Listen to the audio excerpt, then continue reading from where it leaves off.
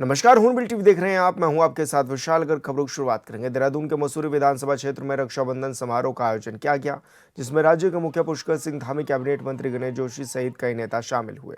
इस अवसर पर सभी बहनों को रक्षाबंधन पर्व की हार्दिक बधाई और शुभकामनाएं भी दी गई। कार्यक्रम को संबोधित करते हुए उन्होंने कहा कि यह त्यौहार प्रेम और भाई बहन के बीच मजबूत रिश्ता का त्यौहार है। यह पर्व हमें याद दिलाता है कि हमें नारियों का सम्मान करना है और ये हमारे संस्कार भी हैं। जहाँ नारी शक्ति का सम्मान होता है, वहाँ देवताओं का भी वास होता है। प्रधानमंत्री के नेतृत्व में महिलाओं को आगे बढ़ाने के लिए निरंतर कार्य हो रहे हैं।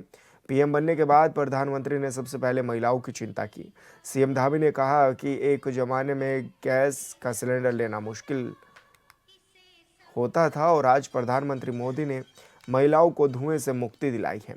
आज मातृशक्ति के कल्याण के लिए कई योजनाएं चलाई जा रही हैं। महिलाओं को रोजगार और स्वरोजगारों से भी जोड़ा जा रहा है। पूरा करेंगी। रक्षाबंधन हमारे 2026 के इस पावन अवसर पर जिनके संयोजन में प्रत्येक वर्ष हमें प्रत्येक वर्ष इसमें कह रहा हूं कि रक्षाबंधन का पर्व तो हर वर्ष आता है। गणेश जोशी जी सालों साल से ऐसा रक्षाबंधन का पर्व करते हैं। अभी ये जो कह रहे थे कुछ आ गए हैं, क्या कह रहे थे, ऊपर नीचे कौन आ गया है, हाँ बिल्कुल फिर कुछ वो भी रक्षाबंधन करके आ सकते हैं, क्योंकि चुनाव का साल आ गया। लेकिन गणेश जोशी जी और सच में उन्होंने मुझे भी अपनी विधानसभा में ऐसा कार्यक्रम करने के लिए प्रेरित किया।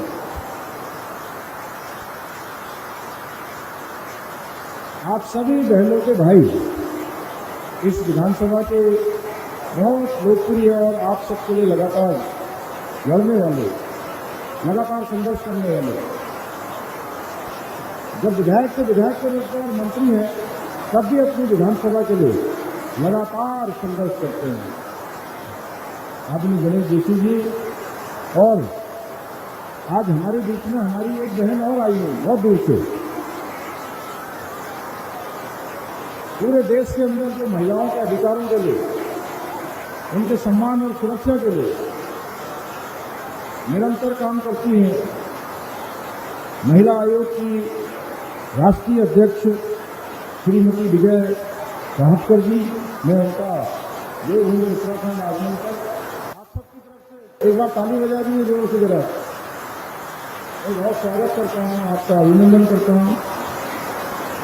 हमारे आपदा प्रबंधन सलाहकार समिति के उपाध्यक्ष श्री विनय रोहला जी, महानगर के अध्यक्ष सिद्धार्थ अग्रवाल जी, श्रीमती ज्योति कोटिया जी, हमारी ये भारतीय जनता पार्टी की प्रदेश मंत्री नेहा जोशी जी, और जिनके कारण से गणेश जोशी जी लगातार सामाजिक, राजनीतिक अपनी बहनों की चिंता करते हैं, सबकी चिंता करते हैं। और उनकी चिंता जो करती हैं श्रीमती निर्मला जोशी जी।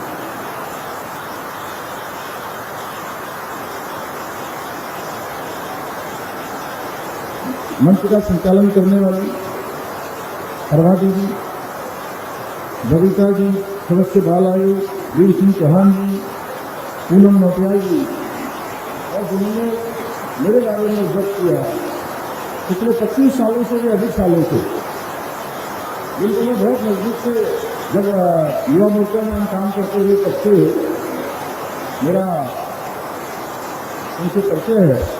युवा मोर्चा में थे और ये यहाँ से जो हमारा पूरा कैंट विधानसभा का एक मंडल होता था हमारा, किशन नगर के पास था, यहाँ से भी सभा से चुनी जाती रही था। श्रीमती नंदिनी शर्मा जी, महिमा कुंदीर जी, कल्पना राणा जी, पार्षद जी, मेघा भट्ट जी, वंदना ठाकुर जी, संध्या थापा जी, सुनीता डंडरियाल जी, मीनाक्षी नोटियाल जी, प्रदीप रावत जी, राजीव गिरिंग जी, हमारी प्रदेश मंत्री बहन और मंचासीन सभी हमारे सभी पदाधिकारीगण और आज इस कार्यक्रम में आए हुए बड़ी संख्या में पधारी हमारी सभी मेरी बहनें, सभी मातृशक्ति, हमारे सभी अतिथिगण और मीडिया के हमारे सभी मित्र, मैं सबसे पहले तो अपनी माताओं को, बहनों को रक्षाबंधन पर्व की बहुत बधाई देता हूँ, बहुत शुभकामनाएं देता हूँ आपको पहले से ही, और भगवान से प्रार्थना करता हूँ कि ये रक्षाबंधन का पर्व आपके जीवन में सुख, समृद्धि और खुशियों की नई सौगात लेकर आए। और सच में आज आपके बीच में आकर, वैसे मैं मसूरी विधानसभा के हर रक्षाबंधन में पिछले 5 सालों में, 5 साल में मेरा 6वां साल हो गया, और 6 साल में गणेश जोशी जी के हर रक्षाबंधन का पर्व का जो उन्होंने आयोजन किया, मैं अपनी बहनों से मिलने का ये अवसर मैंने हमेशा कोशिश करा कि आप सबके बीच में रहो। मुझे बहुत खुशी हो रही है। मैं सोच रहा था कि मैं यहाँ थोड़ा लेट हो गया हूँ, गणेश जोशी जी बार बार कह रहे थे बहुत लेट हो गया, बहुत लेट हो गया। मुझे क्योंकि हरिद्वार में आज एक अपने महत्वपूर्ण कार्यक्रम में पहले से निर्धारित था, उसमें जाना था, लेकिन मैं सोच रहा था कि अब तो 500,000 ही लोग बचे होंगे, मुझे लगता है, क्योंकि 3-4 घंटे लेट हो गया। लेकिन मैं देख रहा हूँ यहाँ तो हमारी बहनों का जल समुद्र आया हुआ है, इधर भी बहन है, उधर भी बहन है, और गणेश जोशी जी कह रहे थे 40,000, 20,000 बहनें, 20,000 जीजा। 40,000 भी मुझे लगता है कि ये 4 तक तो 16, 1,16,60,000 के बराबर है। और मेरे मन में अब कोई संदेह नहीं है। वैसे तो हम बहुत रिसर्च करते हैं, हमारी पार्टी तो रिसर्च करती है। गणेश जोशी जी हमारे यहाँ पर जो विधायक अपने क्षेत्र में सबसे अच्छा काम करते हैं, उसमें से एक इनका रिसर्च में आता है। उत्तराखंड में बारिश के चलते सड़कों पर बने गड्ढों को लेकर बीजेपी प्रदेश प्रवक्ता कुंवर जपेंद्र सिंह ने सरकार का पक्ष रखा है। उन्होंने कहा कि मुख्यमंत्री पुष्कर सिंह धामी ने अधिकारियों को 15 अक्टूबर से पहले देश भर, प्रदेश भर की सड़कों और शहरी क्षेत्रों के गड्ढे भरने के निर्देश दिए हैं। साथ ही कहा कि सरकार स्थिति की लगातार मॉनिटरिंग भी कर रही है और जल्द ही लोगों को राहत मिलेगी। इसी के साथ ही आवागमन में भी किसी तरह की यह सुविधा नहीं होगी। तो वहीं कांग्रेस पर भी निशाना साधते हुए उन्होंने कहा कि विपक्ष के पास कोई मुद्दा नहीं रह गया है, जबकि विपक्ष और बीजेपी सरकार जनहित में लगातार काम कर रही है।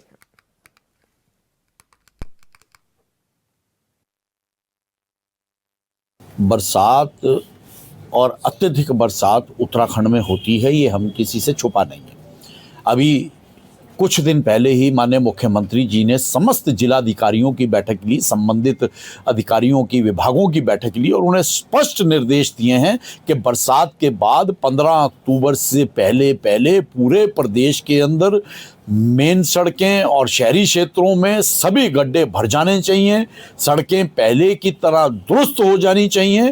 कांग्रेस मुद्दा विहीन है, कांग्रेस ने ना काम करा है ना काम आता है, तो निश्चित तौर पर भारतीय जनता पार्टी की कार्यप्रणाली और युवा मुख्यमंत्री की कार्यशैली अपने आप में सबके सामने है और 15 अक्टूबर से पहले आप देखेंगे कि पहले की भांति ही सड़कें बिल्कुल चमकती हुई नजर आएंगी और लोगों को किसी भी तरह की असुविधा का सामना नहीं करना पड़ेगा। यह भारतीय जनता पार्टी और भारतीय जनता पार्टी के युवा मुख्यमंत्री जी का कथन है और वो पूरा होगा। चंपावत के देवीधुरा धाम में प्रसिद्ध 13 दिवसीय बग्वाल मेले का विधिवत शुभारंभ कैबिनेट मंत्री राम सिंह कैडा ने किया है, जहां ढोल नगाड़ों, पारंपरिक नृत्य और कलश यात्रा के साथ मेले की शुरुआत भी की गई है। मेले का मुख्य आकर्षक ऐतिहासिक बग्वाल का आयोजन 28 अगस्त को होगा, जबकि मेला 4 सितंबर तक चलेगा। इस दौरान 7 थोक और 4 खामों में बड़ी संख्या में श्रद्धालु और प्रतिभागी शामिल भी होंगे। प्रशासन ने श्रद्धालुओं की सुविधा, सुरक्षा और यातायात के लिए व्यापक इंतजाम भी किए हुए हैं। साथ ही मंत्री ने मां वाराही देवी के दर्शन और विधिवत पूजा अर्चना कर जनपद वासियों सहित प्रदेशवासियों की सुख, समृद्धि, स्वास्थ्य और शांति की भी कामना की है।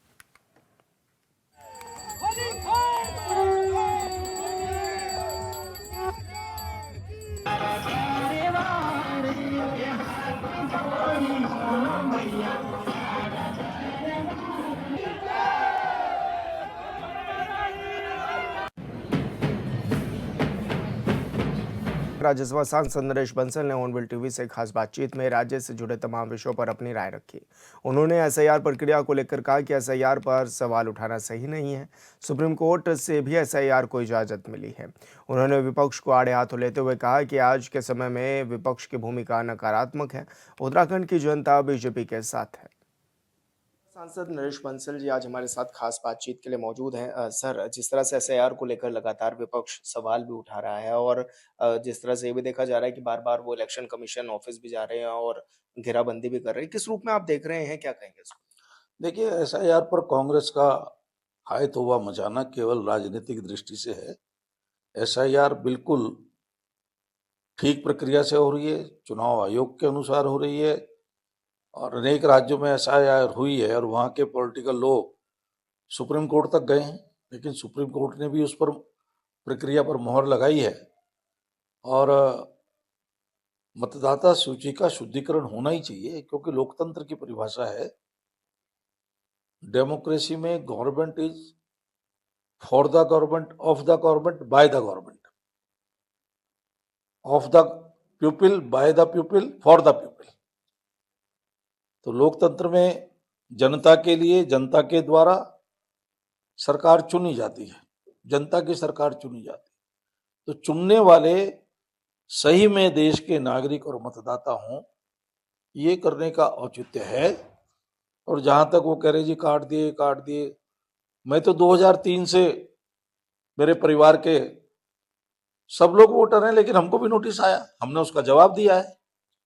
तो प्रक्रिया है, उसमें अगर कोई परेशान होने की आवश्यकता नहीं है। मतदाता सूची का शुद्धिकरण ये नितांत आवश्यक है, वो हो रहा है।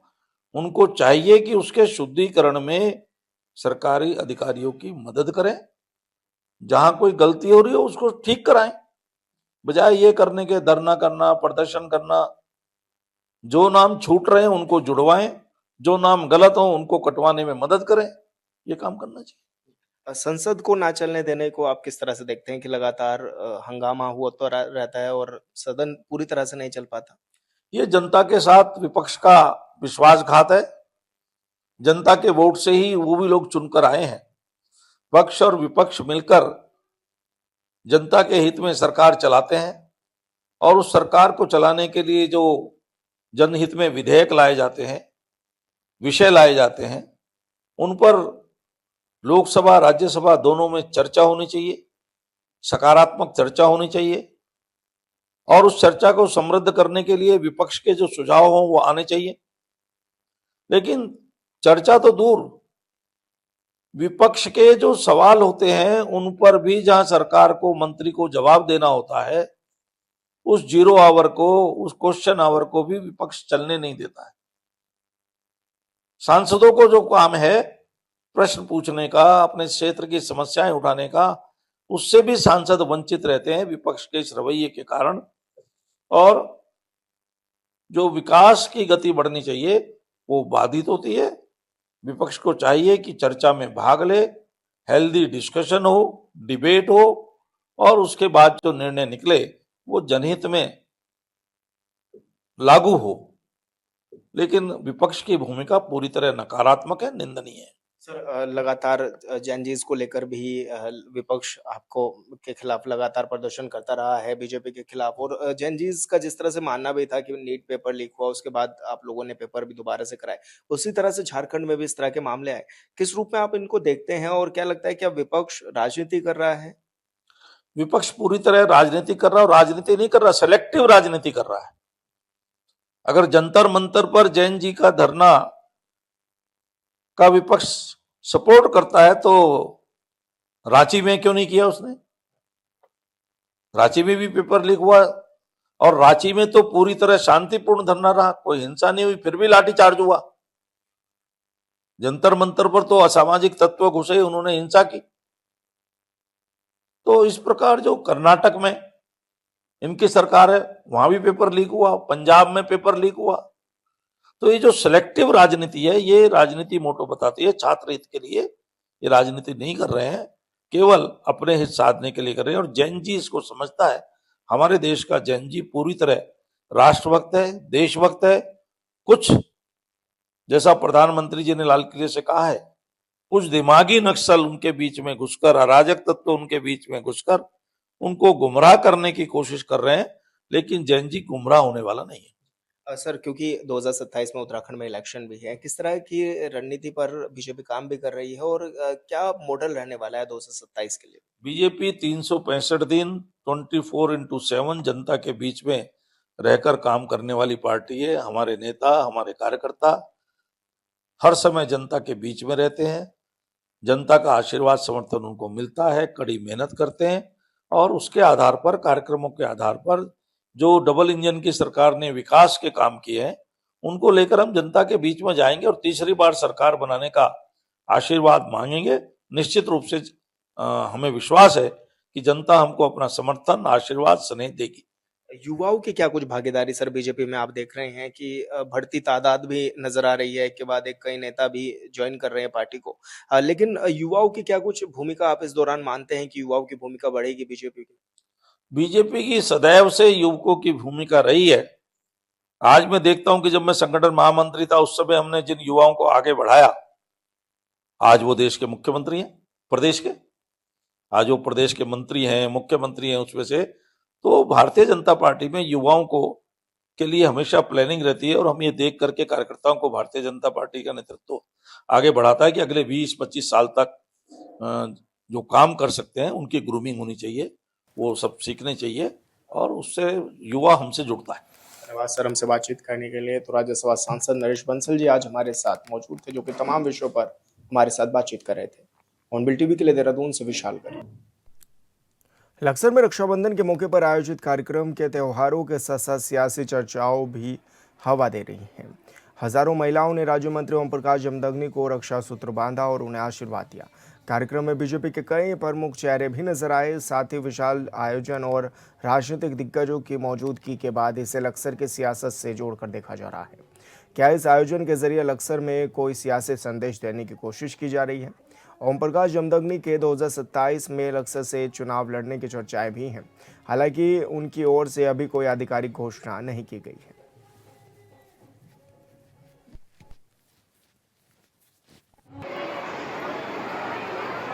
जिस प्रकार से लक्सर विधानसभा की बहनों का, माताओं का प्यार और आशीर्वाद और स्नेह मुझे मिला है, मैं उन सबका ऋणी हूँ, उन सबका धन्यवाद करता हूँ, उन सबका आभार व्यक्त करता हूँ और मैं अपेक्षा रखता हूँ कि जिस प्रकार से उन्होंने मुझे आज प्यार दिया है, आशीर्वाद दिया है, वो मुझे हमेशा मिलता रहेगा और ये कार्यक्रम मैं प्रत्येक वर्ष करता रहूँगा।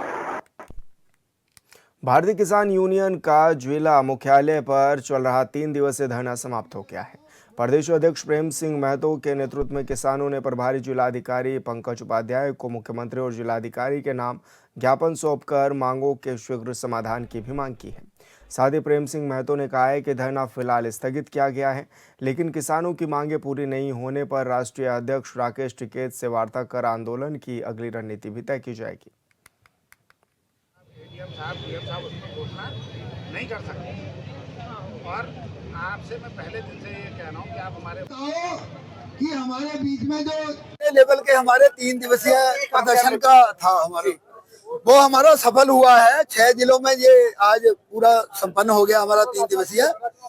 अगली कॉल हमने ये मांगा दे दी, हमने 8 सूत्रीय मांग पत्र दिया है, ये सीएम साहब के पास पहुंच जाएगा। जिलों के माध्यम से पहुंच गया है, हरिद्वार, देहरादून, पौड़ी गढ़वाल, नैनीताल, चंपावत, उधम सिंह नगर जिले से आज अभी हमें दे दिया यहाँ पर। तो ये 6 जिलों से पहुंच गया। ये मांगे हमारी अगर मान ली जाती है, 1 महीने का टाइम हम सरकार को दे रहे हैं, उत्तराखंड सरकार को, क्योंकि विचार विमर्श चलते हैं, हमें पता है नीतिगत फैसले लेने होते हैं। तो 1 महीने बाद एक तारीख तय करी जाएगी। हम राष्ट्रीय लेवल से जो हमारे राष्ट्रीय प्रवक्ता राकेश टिकैत जी उनका टाइम फिर लेंगे। हम जो वो तारीख वहां से हमें देंगे टाइम, क्योंकि वो विदेशों में भी जाते हैं किसानों की समस्या के बारे में। फिर एक ऐसी वो कॉल होगी जब तक वहां से देहरादून ट्रैक्टर ट्रालियों द्वारा पूरा उत्तराखंड कूच करेगा। उसके साथ साथ सहारनपुर जिला, जिला बिजनौर, जिला रामपुर जो बेल्ट लगी हुई है उत्तराखंड के साथ, वो भी सारे किसान वहां पर लाखों लाखों किसान वहां जाएंगे उनकी हिम्मत होगी जहां हमें रोक लेंगे वहीं हम बैठ जाएंगे। वो आर पार की जंग होगी उत्तराखंड सरकार के साथ। यहीं यहाँ से आज घोषणा करी है, सबको ये कहा अपने भाइयों को भाई तैयार रहो, अपने ट्रैक्टर ट्राली तैयार करके रखो। भारतीय किसान यूनियन टिकैत गुट की ओर से जो धरना यहाँ पर दिया गया था, उनकी ओर से एक मांग पत्र प्रस्तुत किया गया। उसको हम शासन को कल भी हमने प्रेषित कर दिया था, जो कि हमें फोटोकॉपी के रूप में मिला था, और आज भी हम इसको प्रेषित कर रहे हैं। और हमने उनको आश्वस्त किया है कि कल 3 बजे कलेक्ट्रेट के सभागार में उनके साथ जिलाधिकारी महोदय बैठक करेंगे और जितनी अधिक से अधिक समस्याओं का समाधान यहाँ पर हो सकता है, जिला स्तर पर हो सकता है, उस पर हम पार्शियली विचार करेंगे। और लगातार हमारा उनके साथ संवाद रहता भी है। फिर भी अगर कोई ऐसी बात है जिसका समाधान अभी उनको नहीं मिला और हम कर सकते हैं, उसको जरूर किया जाएगा। इस संदर्भ में एक कल विस्तृत चर्चा बैठक में की जाएगी और मांग पत्र को शासन को प्रेषित किया जाएगा। चमोली के गोपेश्वर स्थित रिजर्व पुलिस लाइन मंदिर में श्री राधा कृष्ण की नवीन मूर्तियों की विधि विधान और वैदिक मंत्रोच्चार के साथ प्राण प्रतिष्ठा भी की गई है। इस दौरान पुलिस अधीक्षक सुरजीत सिंह पवार समेत पुलिस अधिकारी और कर्मचारी मौजूद रहे। साथ ही धार्मिक अनुष्ठान में पुलिस परिवार ने जनपदवासियों और समस्त पुलिस परिवार के सुख समृद्धि, शांति और मंगलमय जीवन की भी कामना की है।